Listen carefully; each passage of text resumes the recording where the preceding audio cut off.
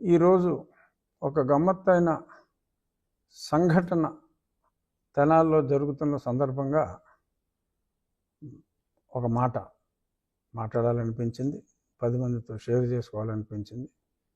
అదేమిటంటే మాజీ ముఖ్యమంత్రి తెనాలి పర్యటన.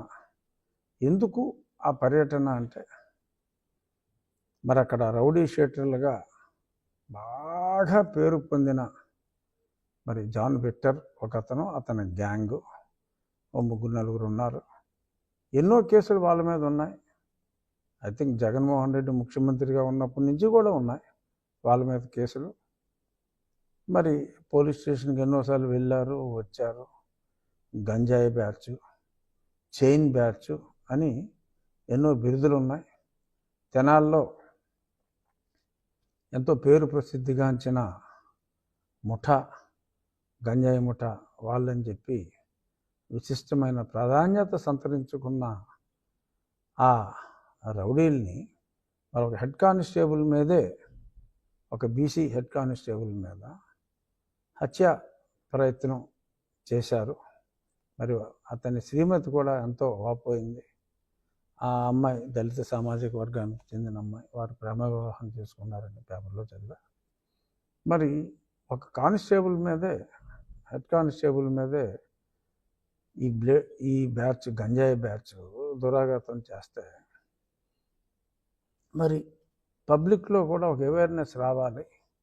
ఏదో చాటున వాళ్ళని దండించిన, అలా జైలుకి వెళ్ళటం రావటం ఒక అలవాటుగా మారిపోయిన ఆ దుండగులకి ఏ శిక్ష విధించినా తప్పులేదు.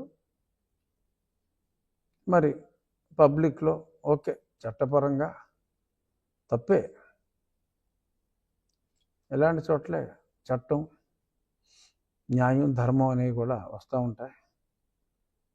అధర్మం ఏం కాదు, అన్యాయం ఏం కాదు, కానీ డెఫినెట్గా చట్టానికి కాస్త వ్యతిరేకమే పబ్లిక్లో అలాగా చేయటం.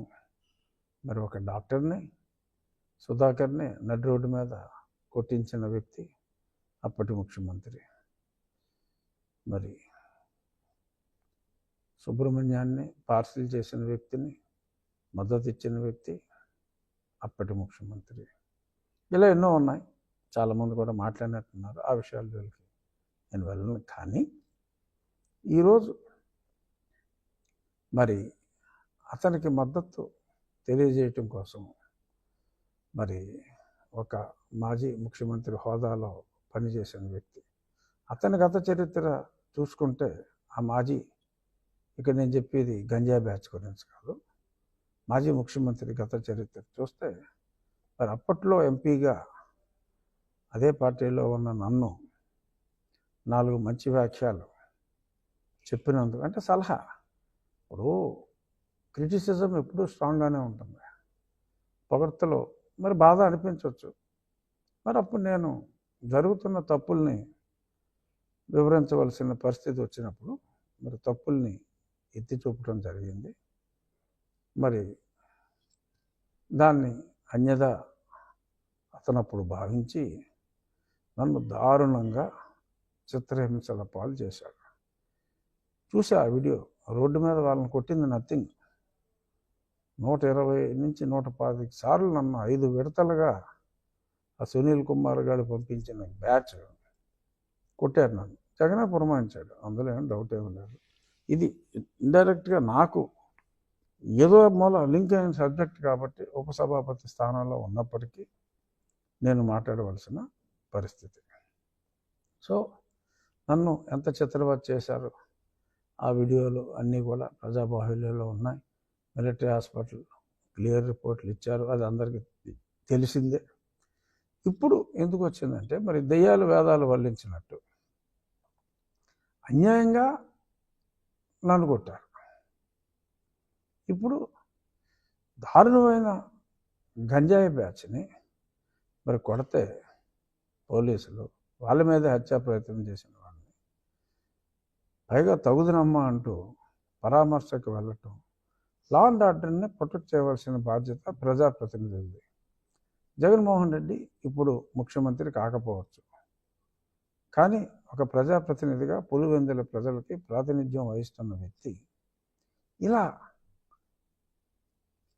గంజాయి చేసే బ్యాచ్కి నోన్ శిక్ష పడి జైలుకి కూడా వెళ్ళి శిక్ష కన్ఫర్మ్ చేసి వచ్చిన బ్యాచ్కి తన మద్దతు తెలియజేయటం, మరి ఇది దిగజారుడు ఓట్ల రాజకీయానికి పరాకాష్ట.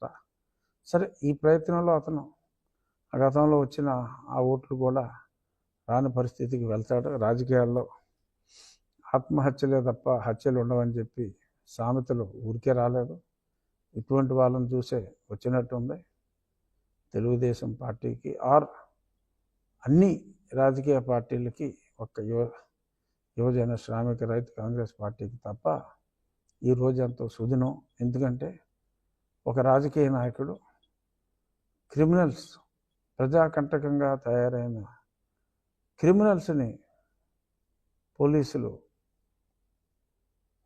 ధర్మం ప్రకారం శిక్షిస్తే, మరి వాళ్ళకు మద్దతుగా ఇటువంటి వెధవలకి నేనున్నాను అంటూ మరి అక్కడికి వెళ్ళి భుజం తట్టడం అనేది ఆత్మహత్య సదృశ్యం. This is going to be political Waterloo. Anyhow, ఇక్కడ ఇంకొక యాంగిల్ కూడా నేను స్పృశించాలనుకుంటున్నా. ఒక నిందితుడు పేరు జాన్ విక్టర్. డెఫినెట్గా John Victor can't be a Hindu. I mean, he can't belong to SC community as per the Constitution. రాజ్యాంగం ప్రకారం మన సుప్రీంకోర్టు చెప్పిన దాని ప్రకారం కూడా మళ్ళీ కొంతమందికి డౌట్లు వచ్చి, నేను ఎన్నోసార్లు చెప్పా, మరి చాలామందికి డౌట్లు వచ్చినాయి. మన రాష్ట్రాల్లోనే కాదు, ఇతర రాష్ట్రాల్లో సుప్రీంకోర్టు కూడా తేల్చి చెప్పింది ఒకసారి మతం మారిన తర్వాత. మరి జాన్ విక్టర్ డెఫినెట్గా వెరిఫై చేస్తే తను బీసీసీఏ అవుతాడు. మరి దళితుడని చెప్పి మళ్ళీ రెచ్చగొట్టడం, ఇవన్నీ కూడా దిగజారుడు రాజకీయాలకి పరాకాష్ట. ఇక్కడ నేను గతంలో మాట్లాడిన అంశం ఈ అంశం కాబట్టి ఈ అంశాన్ని మరి నన్ను దారుణంగా హింసించిన వ్యక్తులు సరే ఏమీ చేయలేదు అని చెప్పి తప్పించుకోవాలని చూస్తున్నారు. సరే, ఆలస్యమైనప్పటికీ నో డౌట్ ఆలస్యమైంది. ఇప్పుడు వచ్చి సునీల్ కుమార్ని ఇంకా పిలవలా. బహుశా అతను వెనుకున్న, అతను ఊహల్లో సృష్టించుకున్న ఆర్మీని నిజంగా ఉన్నారని ఎవరైనా భయపడుతున్నారేమో నాకు తెలియదు. ఏదేమైనప్పటికీ ఇప్పటివరకు సునీల్ కుమార్ని పిలిచి విచారించకపోవటం డెఫినెట్గా అది సముచితం కాదు. బట్ ఎనీహౌ, చట్టం పరిధి ఎక్కువ, ఆలస్యమైనప్పటికీ న్యాయం జరుగుతుందనే విశ్వాసం నాకు ఉంది. ఏదో రామాయణంలో బ్రతుకు పట్లాగా ఆ టాపిక్ వచ్చింది.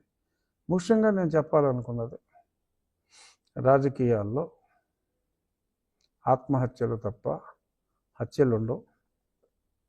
ఏ ప్రభుత్వంలో అయినా లా అండ్ ఆర్డర్ బాగుంటేనే ప్రజలు సురక్షితంగా ఉంటారు. అటువంటి ప్రభుత్వాన్ని ప్రజలు కోరుకుంటారు.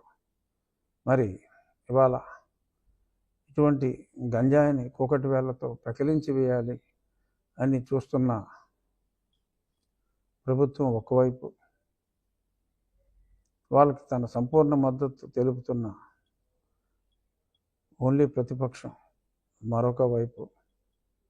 చూద్దాం మరి ఈ రాజకీయ ఆత్మహత్య ఎటువంటి పరిణామాలకి దారితీస్తుందో వేచి చూద్దాం. నమస్కారం.